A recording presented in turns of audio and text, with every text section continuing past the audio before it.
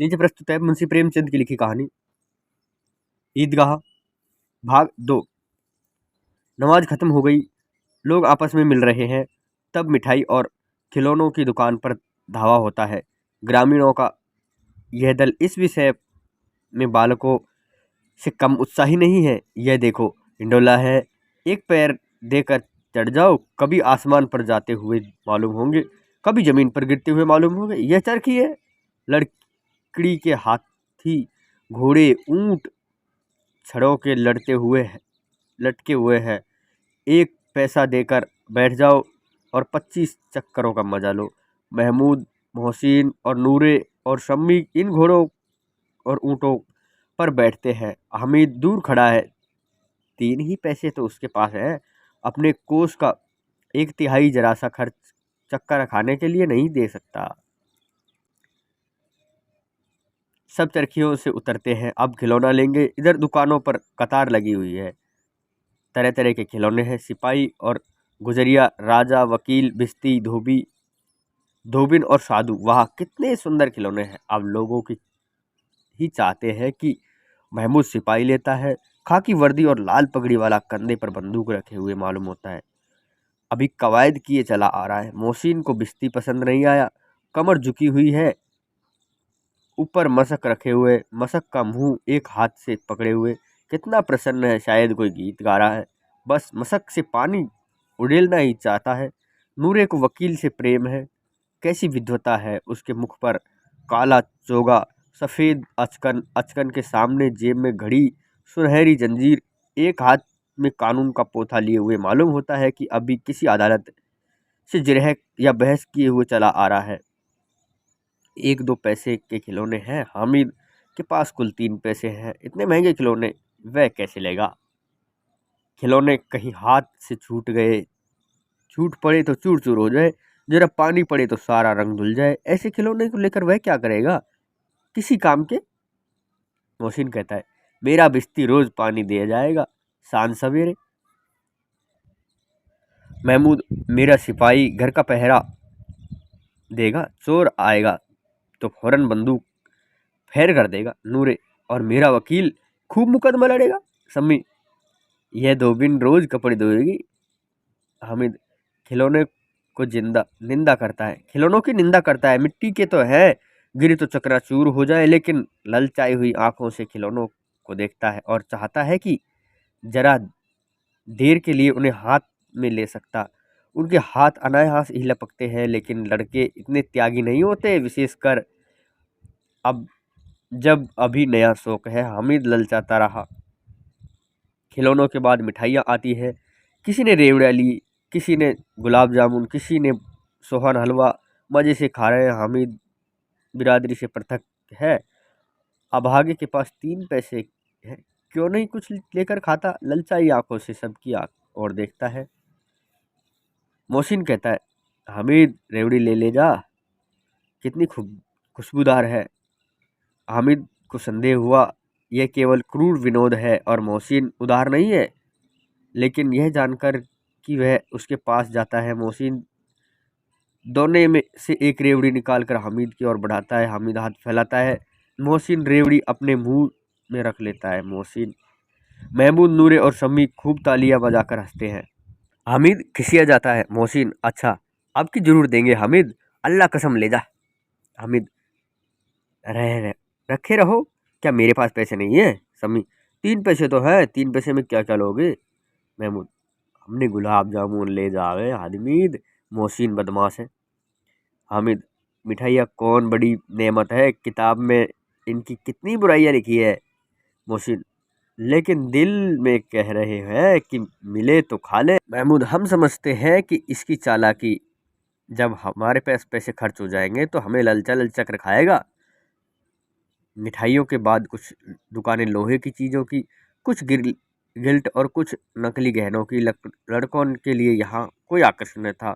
ये सब आगे बढ़ जाते हैं। हामिद लोहे की दुकान पर रुक जाता है। कई चिमटे रखे हुए हैं। उसे ख्याल आया कि दादी के पास चिमटा नहीं है और तवे से रोटियां उतारती है तो उसके हाथ जल जाता है। अगर वह चिमटा ले जाकर दादी को देगा तो वह कितनी प्रसन्न होगी, फिर उसकी उंगलियां कभी न जलेगी। घर में एक काम की चीज़ हो जाएगी। खिलौने से ज़्यादा खिलौने से क्या फ़ायदा, व्यर्थ में पैसे खराब है। ज़रा देख कर देर ही तो खुशी होगी, फिर तो खिलौने कोई हाथ उठाकर नहीं देखेगा, या तो घर पहुँचते पहुँचते टूट कर खराब बराबर हो जाएंगे। चिमटा कितने काम की चीज़ है, रोटियां तवे से उतार लो, चूल्हे से सेक लो, आगे कोई आग मांगे तो चटपट चूल्हे से आग निकाल कर उसे दे दो। अम्मा बेचारी कहाँ फुर्सत है कि बाजार आए, और इतने पैसे ही कहाँ है मिलते हैं, रोज हाथ जला लेती है। हामिद के साथी आगे बढ़ गए, सबील पर सब के सब शरबत पीते रहे हैं। देखो सब कितने लालची हैं, इतनी मिठाइयाँ ली, एक ने भी मुझे ने किसी ने भी एक भी नहीं दी। उस पर कहते हैं मेरे साथ खेलो, ये काम करो। अब अगर किसी के पास कोई काम करने को कहा तो पूछूंगा, खाए मिठाइयाँ, आप मुंह सड़ेगा, फोड़े फुंसियाँ निकलेगी, आपकी जुबान चटोरी हो जाएगी, तब पैसे घर के पैसे चुराएंगे, मार खाएंगे। किताब में झूठी बातें थोड़ी लिखी है, मेरी जबान क्यों खराब होगी। अम्मा चिमटा देखेगी तो दौड़कर मेरे हाथ से ले लेगी और कहेगी, मेरा बच्चा अम्मा के लिए चिमटा लाया है। हजारों दुआएं देंगी, फिर पड़ोस की औरतों को दिखाएगी, सारे गांव में चर्चा होने लगेगी, हामिद चिमटा लाया, कितना अच्छा लड़का है। लोगों के खिलौने पर कौन दुआ देगा, बड़ों की दुआएं सीधे अल्लाह के दरबार में पहुंचती है और तुरंत सुनी जाती है। मेरे पास पैसे नहीं है, तभी तो मोहसिन और महमूद यो मिजाज दिखाते हैं, मैं भी इनके मिजाज दिखाऊंगा। खिलौने खेल खिलौनों और खेलता खिलौने किसी के मिजाज क्यों सहूं, मैं गरीब सही, किसी से कुछ मांगते तो नहीं जाता। आखिर अव्वा जान कभी न कभी आएंगे, अम्मी भी आएंगी ही, फिर लोगों से पूछूंगा कितने खिलौने लोगे, एक एक के को टोकरियाँ खिलौने दे दूँ, दिखा दे दूँ कि किसी दोस्त के साथ इस तरह सलूक किया जाता है। ये नहीं कि पैसे की रेवड़ियाँ ले ली, एक पैसे की रेवड़ी ले ली और चिढ़ा चिढ़ा कर लोग खाने लगे। सबके सब हंसेंगे कि हामिद का ने चिमटा लिया है, हंसे मेरी बला से। उसने दुकानदार से पूछा, यह चिमटा कितने का है। दुकानदार ने उसकी ओर देखा और कोई आदमी साथ में देखकर, तुम्हारे काम की चीज नहीं है जी, बिकाऊ है कि नहीं। बिकाऊ तो क्यों नहीं है, और यह क्यों लाए हैं, तो बताते क्यों नहीं, कै पैसे का है। 6 पैसे लेंगे। हामिद का दिल बैठ गया, ठीक ठीक बताओ, ठीक ठीक 5 पैसे लेंगे, लेना है तो लो, नहीं तो चलते बनो। हामिद ने कलेजा मजबूत करके कहा, 3 पैसे लोगे। यह कहता हुआ वह आगे बढ़ा कि दुकानदार ने घुड़कियां न सुने, लेकिन दुकानदार ने घुड़कियां नहीं दी, बुलाकर चिमटा दे दिया। हामिद ने उसे इस तरह कंधे पर रखा मानो बंदूक है, और शान से अकड़ता हुआ संगियों के पास आया। जरा सुनो सबके सब क्या आलोचनाएं करते हैं। मोहसिन ने कहा, यह चिमटा क्यों लाया पगले, इसे क्या करेगा। हामिद ने चिमटे को जमीन पर पटक कर कहा, जरा अपने बिस्ती जमीन पर पटक कर गिरा दो, सारी पसलियां टूट चूर चूर हो जाएगी। महमूद बोला, तो यह चिमटा कोई खिलौना है। खिलौना क्यों नहीं है, अभी कंधे पर रखा बंदूक हो गई। हाथ में ले लिया फकीरों का चिमटा, चाहूं तो मंजीरों का काम ले सकता हूँ। एक चिमटा जमा दूं तो तुम लोगों के सारे खिलौनों की जान निकल जाए। तुम्हारे खिलौने कितने ही जोर लगाएंगे, चिमटे का बाल भी बांका नहीं कर सकेंगे, मेरा बहादुर चिमटा। समी ने खंजरी ली थी, प्रभावित होकर बोला, मेरी खंजरी से बदलोगे, 2 आने की है। हामिद ने खंजरी की उपेक्षा करते हुए, मेरा चिमटा चाहे तुम्हारी खंजरी का पेट फाड़ डाले, बस एक चमड़े की झिल्ली लगा दी। डब डब बोलने लगी, जरा सा पानी लगा जाए तो खत्म हो जाए। मेरा बहादुर चिमटा पानी में, आंधी में, तूफान में बराबर डटा रहेगा। चिमटे ने सभी को मोहित कर लिया, लेकिन अब पैसे कितने किसके पास है दरे है। फिर मेले से दूर निकल आए। लो कब के बज गए, धूप तेज हो रही है, घर पहुंचने की जल्दी हो रही है। बाप से जिद भी करे तो चिमटा नहीं मिल सकता। हामिद बड़ा चालाक है, इसलिए बदमाश ने अपने पैसे बचाए रखे थे। अब बालकों के 2 दल हो गए, मोहसिन, महमूद, सम्मी और नूरे एक तरफ, हामिद अकेला दूसरी तरफ। शास्त्रार्थ होने लगा। सम्मी तो विधर्मी हो गया, लेकिन पक्ष से जा मिला, लेकिन मोहसिन, महमूद और नूरे भी हामिद से एक एक दो दो सवाल साल बड़े होने पर हामिद से आघातों पर आतंकित हो उठे थे। उसके पास न्याय का बल है और नीति की शक्ति। एक और मिट्टी है और दूसरी ओर लोहा। जो इस वक्त अपने को फौलाद कह रहा है, वह अजय है, घातक है। अगर कोई शेर आ जाए तो मियाँ भिश्ती के छक्के छूट जाए, मियाँ सिपाही की बंदूक छोड़कर भागे, वकील साहब भी नानी मर जाए, चोगे से मुंह छिपाकर जमीन में लेट जाए, मगर यह चिमटा, यह बहादुर रुस्तमे हिंद लपक कर शेर की गर्दन पर सवार हो जाएगा, उसकी आंखें निकाल लेगा। मोहसिन ने एड़ी चोटी का जोर लगाकर कहा, अच्छा, पानी तो नहीं भर सकता। हामिद ने चिमटे को सीधा खड़ा करके कहा।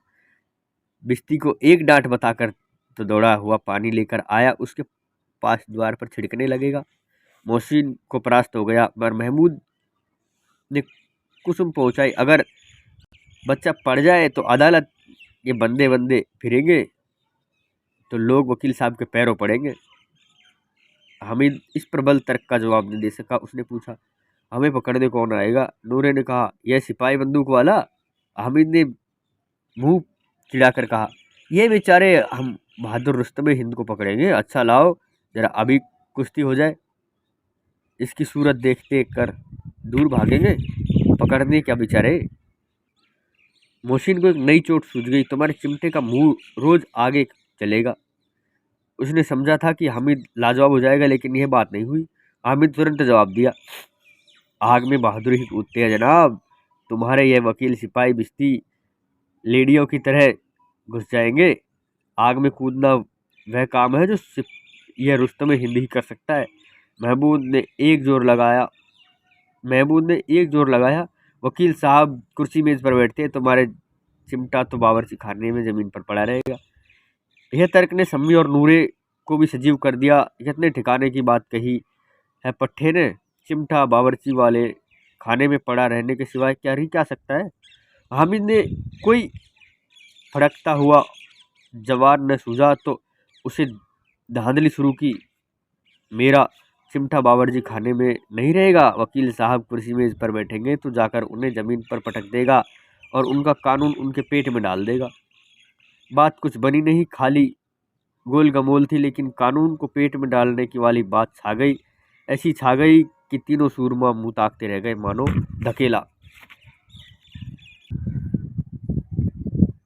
धकेला कनकौआ किसी गंडे वाले कनकौए को काट गया हो।